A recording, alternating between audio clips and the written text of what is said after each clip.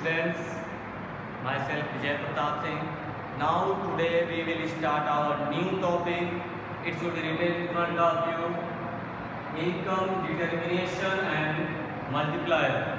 This is our chapter name, and now we have to read what is the topic. Important topic will come inside. With the help of this chapter we have to revise now. And listen what I will explain in front of you. You have to listen carefully and learn. And one more thing about that, you have to make a note, and it should be very important part for your syllabus. Now I written in front of you determination of equilibrium level of income. So listen once again. Determination of equilibrium level of income. With the help of that we can able to know level of income. Now according to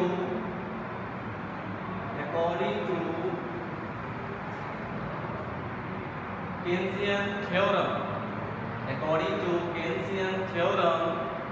equilibrium is determined in terms of aggregate demand and aggregate supply.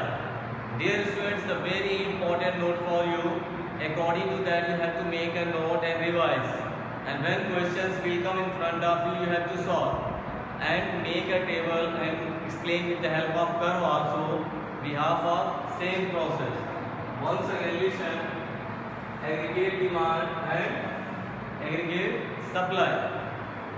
According to Keynesian theorem, equilibrium is a determination in terms of aggregate demand and aggregate supply.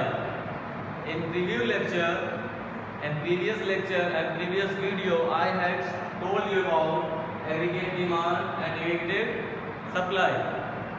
Now I have written in front of you aggregate demand and aggregate supply. Aggregate demand we can able to denote it with the help of AD, and aggregate supply AS. It should be written in front of you. So aggregate demand equal to aggregate supply. According to that we have to solve and we have to know each and everything. One more thing, aggregate demand equal to aggregate supply, but we know very well aggregate demand equal to C plus I. C is the consumption plus I equal to investment. At the place of AS we can able to write C plus I. Okay, and AS aggregate supply equal to C plus S. C means consumption plus S saving. This is the important formula in front of you I have written. This is a very important part of your syllabus. Behalf of that you can able to solve your questions and you have to calculate each and every topic. If you will know this formula and all topics will be clear, then you can able to do your work in the proper way.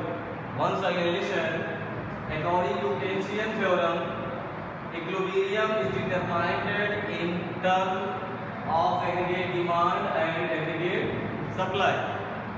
After that in front of you I have written one formula, aggregate demand equal to aggregate supply, and now next one is given, aggregate demand equal to consumption plus investment.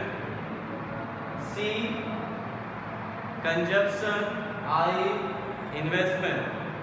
Next one is that AS aggregate supply equal to consumption plus saving. This is the three topics in front of you. It is a very important part for you. Clear? Now come on the next topic. Therefore S equal to I, because aggregate demand and aggregate supply at equilibrium. S equal to I, at the place of C and C should be equal. Now we can say S equal to I, saving equal to investment, because aggregate demand equal to aggregate supply at equilibrium. This is the situation.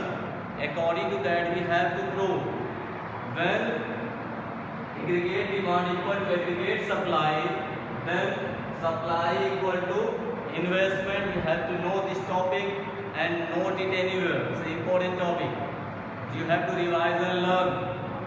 Now next one is given in front of you.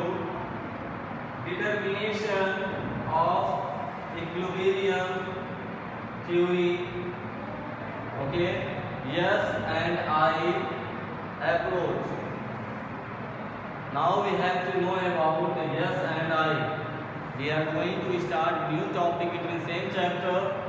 Determination of equilibrium through yes and I approach. Yes, you know very well, saving.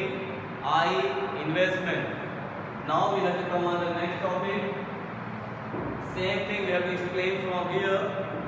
Board second side it should be written. According to this approach,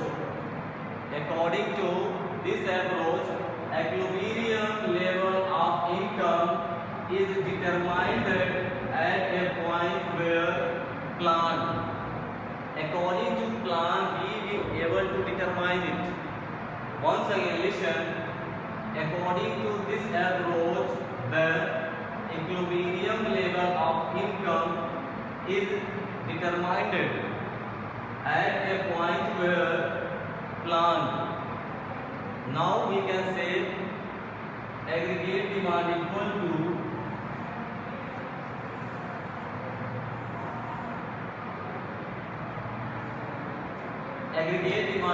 to C plus I, consumption plus investment. Now you have to know aggregate demand equal to consumption plus investment. Here, after that, and aggregate supply equal to C plus S, consumption plus saving. We can write it also and or. But therefore, if aggregate demand is equal to aggregate supply, if this is the coming behalf of the our topic, aggregate demand equal to aggregate supply, then we can able to know consumption plus investment equal to consumption plus saving. This is the very important topic. You have to know and clear it. Consumption plus investment equal to consumption plus saving, or we can say yes equal to I. We can able to denote it. Means saving equal to investment, and here we have calculated also saving equal to investment in the both function. Okay, that's why we have to know both one is a very important part for your syllabus. Now write it and make a note. It should be very important topic for you. And next topic is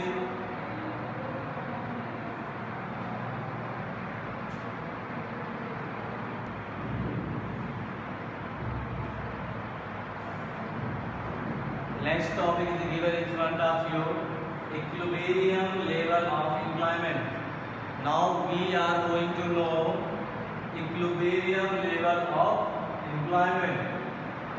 With the help of that, we have to read what is the equilibrium level of employment according to our income determination and multiplier. So now come on the topic. According to possibility of employment level, three types of employment level is given.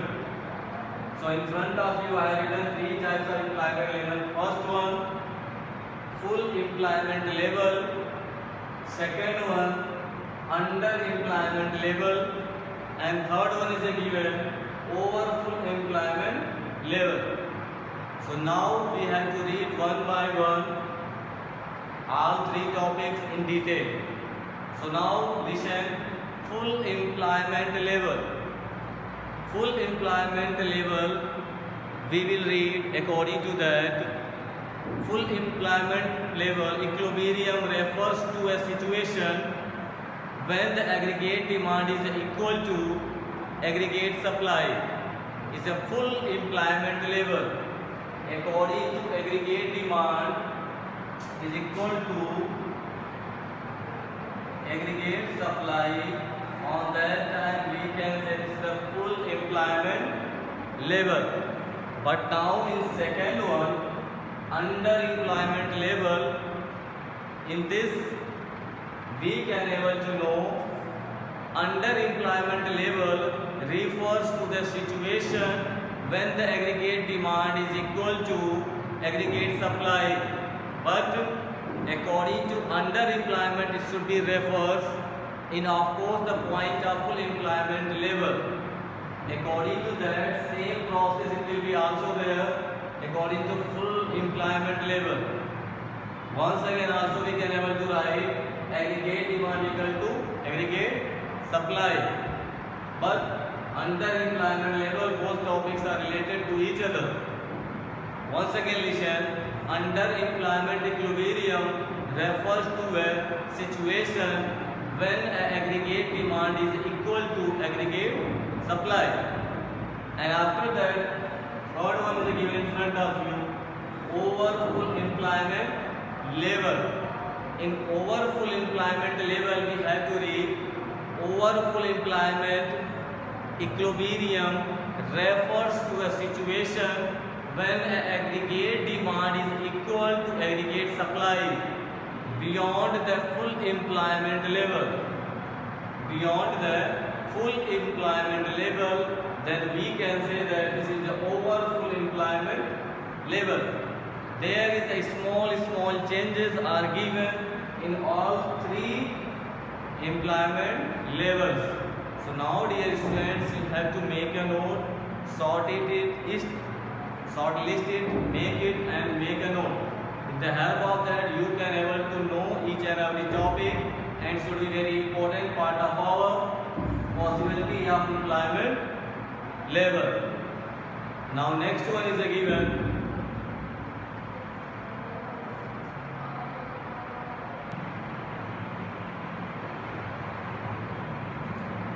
Now our next topic is classical theory and now Keynesian theory. Two types of theory we are reading now here. First one is given in front of you, classical theory. So listen you all, the classical economists believe that full employment is a normal feature of a capitalist economy. Once again you have to listen. The classical economists believe that full employment is a normal feature of a capitalist economy. Behalf of that, we can able to explain. This is the explanation of classical theory. In classical theory, we have to read that classical economists believe that full employment is a normal feature of a capitalist economy. According to that, when we have to explain these things, we have to assumption two types of assumption we are getting in front of you. First one, we can say when we are defining this example, we are getting two results. First result, what is given here? Supply creates its own demand. Supply creates its own demand. And second one is given in front of you, wages rate and price of the commodity are flexible. We are getting result from this classical theory. Supply creates its own demand. Okay. And next one we are getting wages rate and price of the commodity are flexible. So what we are getting? Commodities are flexible according to their price and rate. Once again listen, classical theory. The classical economists believe that full employment is a normal feature of a capitalist economy. According to this theory, we are getting result. Two results we are getting in front of here. First one, support supply creates its own demand. Second, wages rate and price of the commodity are flexible. Two results we are getting after this theory. So it is a very important part for you. You have to write, learn and make a note. And now second one is there in front of you. Keynesian theory. According to Keynesian theory, we have to read here. Keynesian theory believes that full employment is an ideal. Okay? Believes that full employment is an ideal situation, but economy can be in equilibrium even at less than full employment level. That's why this is the importance of Keynesian theory. After that Keynesian theory, we had got two assumptions, this result. First one is given in front of you. Demand creates its own supply. Demand creates its own supply. Second, wage rate and price of the commodity are fixed. We are getting two results. Once again listen. Demand creates its own supply. First one is given here. Second one, wages rate and price of the commodity are fixed. With the help of two theory, these results we are getting, and both are very important part for your syllabus. That's why you have to make a note and listen, and it is a very important part for me and you also. That's why you have to write and make a note. Thank you.